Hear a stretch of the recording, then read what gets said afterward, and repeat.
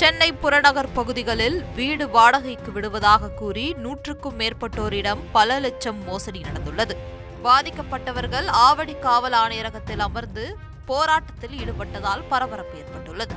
நான் இங்க ஆவடி பாக்கத்துல இருந்து இப்போ ஒரு 2 மாசத்துக்கு முன்னாடி நான் ஒரு வீட்டுக்கு லீஸுக்கு போயிருக்கேன்.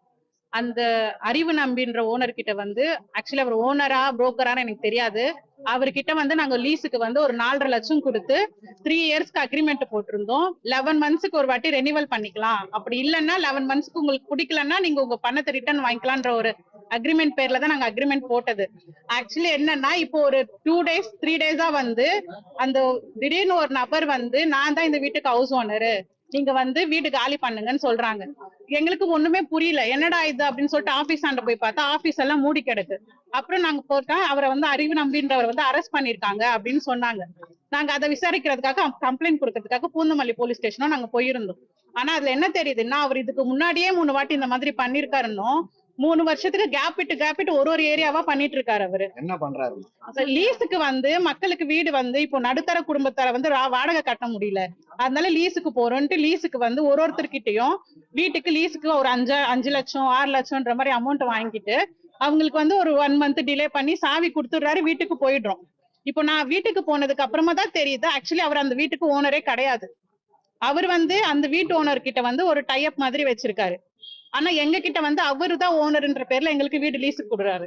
இப்போ திடீர்னு ஒரு நபர் நான் தான் அந்த வீட்டுக்கு ஹவுஸ் ஓனர்னு வரும்போதுதான் எங்களுக்கு தெரியுது அந்த வீடு அவரது கிடையாதுன்னு. நான் மட்டும் தான் நினைச்சுதான் நான் ஆபீஸ் கிட்ட போனேன். ஆனா பார்த்தா இங்க இவ்வளவு பேர் இருக்காங்க, இது கிட்ட இன்னும் கொஞ்சம் பேர் இருக்காங்கன்னு நினைக்கிறேன். அவ்வளவு பேர்கிட்டயும் அவர் 5 லட்சம் 6 லட்சம் மொத்தமா காசு வாங்கி எல்லாரையுமே ஏமாத்தி இருக்காங்க. இப்போ ஹவுஸ் ஓனர் வந்து எங்களை காலி பண்ண சொல்றாங்க, வீட்டை விட்டு வெளியில போங்க, எங்களுக்கு ரெண்ட் வரல, நீங்க காலி பண்ணுங்க, இதுங்க எங்க வீடுன்னு சொல்றாங்க. இப்போ நாங்க எங்க போய் நிக்கணும்? நான் 2 வயசு குழந்தைய வச்சிருக்கேன், மாசம் வாடகை கட்ட முடியலன்னு தான் நாங்க லீஸ்க்கு போயிருக்கோம்.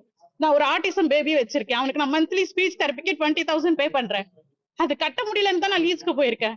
இப்ப எல்லாத்தையும் ஏமாத்திட்டு இப்ப ஹவுஸ் ஓனர் தான் எங்களை வெளில போக சொல்றாங்க. இப்ப நாங்க எங்க போனோம் சொல்லுங்க நீங்களே. நாங்க போலீஸ் ஸ்டேஷன்ல கம்ப்ளைண்ட் கொடுத்தோம், அதுக்கப்புறம் சிஎம் செல் கிட்டயும் போய் நாங்க மனு எழுதி கொடுத்துட்டு வந்திருந்தோம். இப்ப கமிஷனர் ஆபீஸ் கிட்ட வரோம், எங்களுக்கு எதான ஒரு தீர்ப்பு கொடுங்க. நாங்க அந்த வீட்டுல இப்போ அவசரம் எங்க வெளில போக சொல்றாங்க, இப்ப அதுக்குதான் நாங்க முக்கியமா பாக்கணும். இப்ப நாங்க வீட்டை ஒரு அமௌண்ட் நாங்க கொடுத்துட்டோம், இப்ப எங்க கையில எதுவுமே இல்ல. அந்த நபர் உங்களுக்கு எப்படிமா தெரியும்? சார் இப்போ அங்கங்க வந்து போஸ்ட் போட்டு வச்சிருக்காங்க சார், வீடு வாடகைக்கு லீஸுக்கு அப்படின்ட்டு போட்டு நம்பர் போட்டு வைக்கிறாங்க. நாங்க அது சுத்திக்கிட்டு நாங்க வீடு தேடுறோம், வீடு எங்கேயுமே கிடைக்கல. அதனால அந்த போஸ்டர் பார்த்து நாங்க அந்த நம்பர் கால் பண்றோம், இந்த மாதிரி இங்க ஆபீஸ் இருக்கு வாங்க அப்படின்னு சொல்றாங்க. இத்தனைக்கும் நான் வந்து இருக்கிற ஏரியாலே தான் நான் இன்னொரு லீஸ்க்கு வீடு பாக்குறேன். நான் அந்த வீடு டெய்லி போய் பார்த்துட்டும் வரேன், புரியுதுங்களா? ஆனா இவருக்கு தான் எனக்கு தெரியும், அது இன்னொருத்தவங்களுதுன்னு எனக்கு தெரியாது. நான் ஆபீஸ் ஆண்ட வந்து உட்காடுறோம், பேசுறோம், அக்ரிமெண்ட் ப்ராப்பரா போடுறாங்க. 4.5 லட்சம் நான் கையில கொடுத்துருக்கேன்.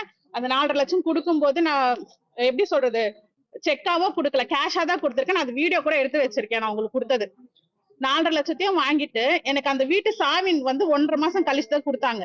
கேட்டா இன்டீரியர் ஒர்க் நடந்துட்டு இருக்கு. அந்த 1.5 மாசம் அந்த சாவி வாங்கவே நான் சுத்திட்டே இருக்கேன், ஆபீஸ்க்கு வீட்டுக்கு ஆபீஸ்க்கு வீட்டுக்கு. அதுக்கு முன்னாடியே காசு வாங்கிட்டாங்க, காசு வாங்கிட்டு 1.5 மாசம் டிலே பண்ணிட்டாங்க. இதுல வந்து ஹவுஸ் ஓனரும் சேர்ந்துகிட்டு இதான் பண்றாங்க. ஆமா, எனக்கு என்ன டவுட்னா அந்த ஹவுஸ் ஓனர் வந்து அவங்க வீட்டை இவர்கிட்ட குடுக்கலன்னா நாங்க எப்படி அந்த வீட்டுக்கு போயிருப்போம் சொல்லுங்க? அவங்களுக்கு வாடகை வருது, காசு வருதுன்றதுக்காக அவங்க கொடுத்துட்டாங்க. அவங்க போயிருக்காங்க சொல்லிட்டு நாங்களும் அதை நம்பி கொடுத்தோம், செஞ்சோம். ஆமா இருக்கலாம், கண்டிப்பா இருக்கலாம். ஏன்னா இதுக்கு முன்னாடியே அவர் இந்த மாதிரி பண்ணிருக்காருன்னு சொல்றாங்க.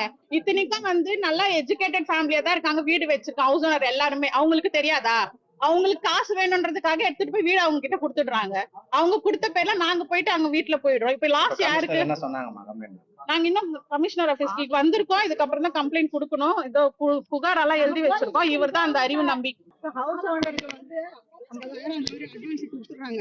அவங்க வந்து அவங்க இது 5 மாசம் முடிஞ்சதும் அவங்க வந்து இன்னும் 2 மாசம் தான் இருக்கு, நீங்க ஜனவரிக்கெல்லாம் காலி பண்ணிடணும் அப்படின்னு சொல்றாங்க. அதுக்கப்புறம் நான் இருக்கிறது எங்க பையன் வந்து வெளிநாட்டுக்கு போயிருக்கான், அப்பதான் 2 மாசம் ஆகுது. நான் தனியா தான் இருக்கேன்.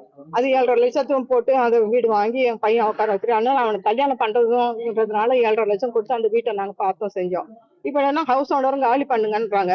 இவர்கிட்ட போய் நாங்க போய் அது மாதிரி கொஞ்சம் ஹவுஸ் ஓனருக்கு வாடகை கொடுக்கல, அவங்க 5 மாசம் கொடுக்கலன்னு சொல்லிட்டு எங்களை டார்கெட் பண்ணிட்டு இருக்காங்க. அதனால நாங்க போய் கேட்க போனாக்கா சரி எல்லாமே எழுதி கொடுத்தாங்க 3 மாசத்துக்கு இது பண்ணி பணம் தர்றேன் செய்யறேன், பாதி பணம் தர்றேன், அதுக்கப்புறம் பாதி தர்றேன் அப்படின்ட்டு. அதுக்கப்புறம் போய் நாங்களும் டெய்லி போய் தான் வந்துட்டு இருக்கோம். வந்தாக்கா அதுக்கப்புறம் இப்பெல்லாம் அரெஸ்ட் பண்ணிட்டாங்க அப்படின்னு சொல்றாங்க. அது இப்போ ஹவுஸ் ஓனர் என்னன்னாக்கா எங்களை வெக்கேட் பண்ண சொல்றாங்க வீட்டை இது பண்ணி. இப்ப இதுல வந்து அக்ரிமெண்ட் போட்டிருக்காங்க சார். இந்த இஷ்யூக்கு அக்ரிமெண்ட் போட்டிருக்காங்க. இதுல நிறைய பேருக்கு வந்து பாத்தீங்கன்னா வீடு கொடுக்கல, அக்ரிமெண்ட்டும் கொடுக்கல, பைசா மட்டும் வாங்கிட்டு இப்ப அவங்க ரெண்டு கெட்ட நிலைமையில அவங்க வந்துட்டு ரொம்ப இது பண்ணிட்டு இருக்காங்க. இப்ப வீட்டுல இருக்கவங்க பாத்தீங்கன்னா எல்லாமே கை குழந்தைங்க, டெலிவரி ஆனவங்க, வயசானவங்க, ரொம்ப அந்த மாதிரி ஒரு சிச்சுவேஷன்ல தான் எல்லாருமே இருக்காங்க.